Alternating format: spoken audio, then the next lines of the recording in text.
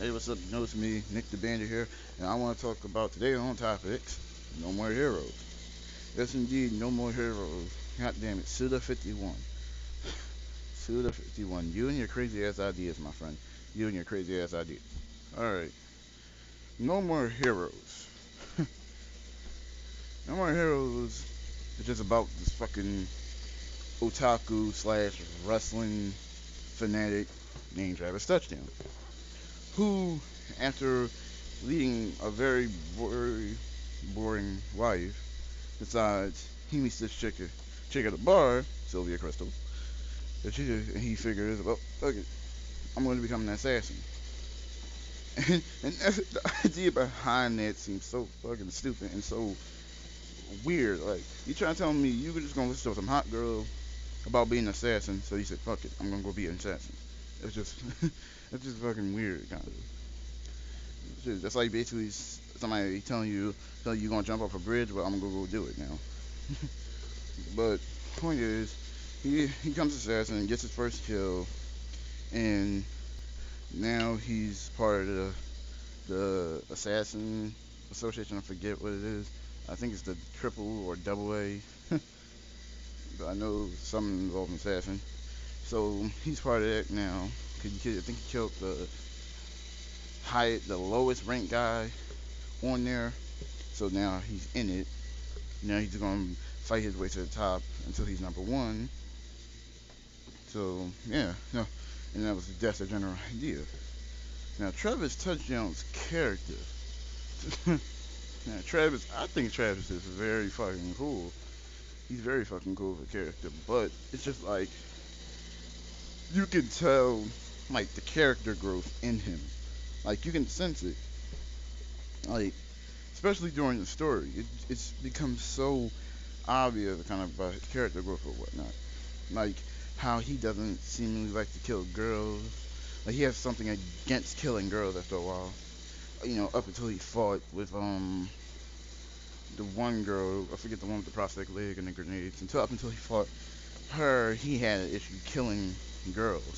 But now he knows that all assassins are meant to die honorably, or all assassins are meant to die. Not it shouldn't be like anything against women. They all should be able to die in the same way. And after that, he overcomes that, and that's pretty much like the general fucking character development for Travis, basically. And then also at the end, when he found out about Jean and everything that happened around his family and how she's kind of his half sister and everything else. And yeah, it's like the general idea for Travis during the first one. He had a lot more character development in No More Heroes 2, considering.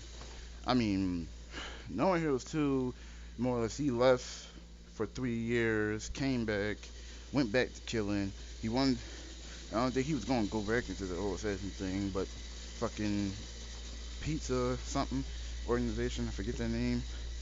They, how can I say, they found his friend, the video guy shop, the video guy who owns that store that Travis goes to always getting the videotapes and stuff from, Bishop. So they killed Bishop. They like I guess they decapitated him or just mangled him completely. That they just take his head and just put it in a paper bag and threw it at Travis's window. And when Travis found out and saw it, he just flipped. And the whole game's basic idea is revenge, basically. Revenge for Bishop. Like, he really doesn't care about too much the rings throughout the game. I mean, he cares, but he doesn't really care. And then also the fact that he was trying to sleep with Sylvia during one was the other thing that he was trying to do if he got to number one. So he's kind of simple-minded in one sense. It's kind of like if anybody ever played Killer's Dead, it's kind of like freaking Mondo. He's kind of like that in a sense in the first one. But in the second one, that's kind of thrown out the window because he's more for vengeance. He's wanting revenge for Bishop.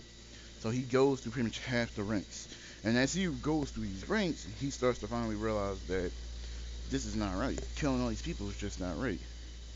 Like, I think it was a little after Ryuji, Ryuji's death, because he pretty much beat him. He was fine with just fighting him. He didn't care if he killed him. He didn't want to kill him, but Sylvia killed him, and he was pissed. And he was like, "Hey, people shouldn't have to die." And that's kind of one of the turning points of Travis's character development.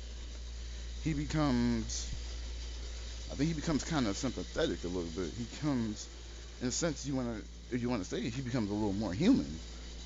He starts to realize how brutal all these fights are. Like, while in the first one, he just relished the fact to be able to kill somebody by shit. I think he might actually even gotten off on it at one point.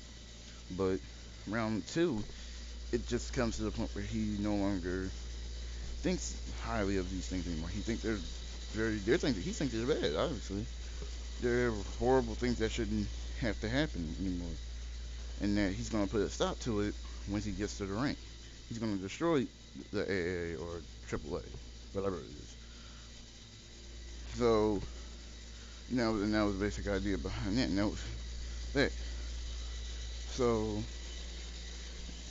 how everything ends, No More Heroes 2 kind of just leaves everything done. Suda 51 even said himself, or Goichi Suda, said that after No More Heroes 2, Travis's story is done.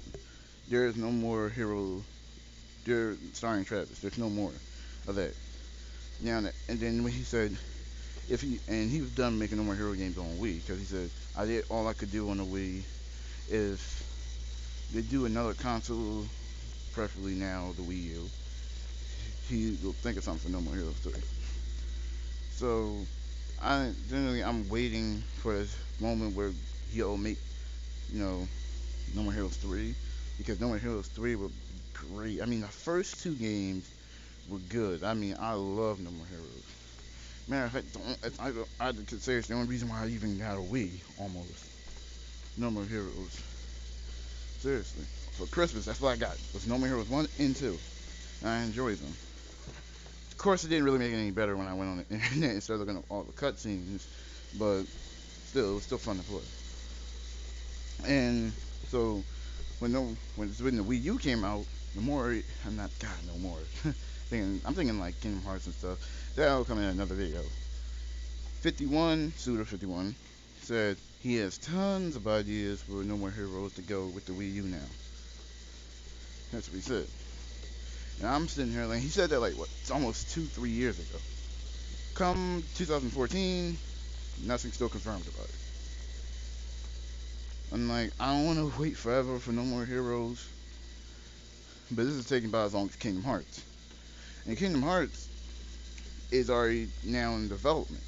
Shit, I don't even think No More Heroes 3 is in development at all. So, what's that? I'm just waiting for him to come out. I'd be sad if it don't come out, like, ever. If I'll never see No More Heroes 3.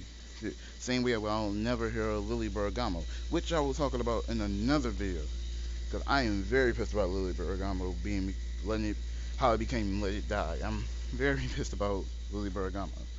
So, getting back on this, the only thing I could see for No More Heroes 3 is like, in my mind, strangely enough, all I can see is some another guy,